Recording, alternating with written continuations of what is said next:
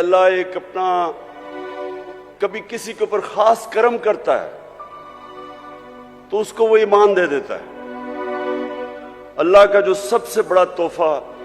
میں اپنے بیٹوں کو بھی یہ بتاتا ہوں کہ اگر کسی جو سب سے بڑی نعمت اللہ کسی کو دے سکتا ہے وہ ہے ایمان کی۔ اگر ایمان انسان کو دے دیتا ہے، میری نظر میں، پھر سے میں ایک اسکالر نہیں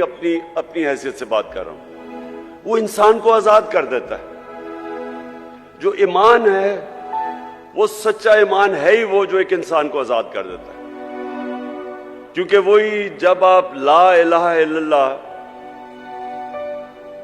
آپ کے دل میں جب اللہ ایمان ڈال دیتا ہے اس کا مطلب ہی کچھ اور ہو جاتا ہے، بنسبت کہ ہم دنیا میں نے بڑے مسلمان دیکھے ہیں، کلمہ بھی پڑھتے ہیں، لیکن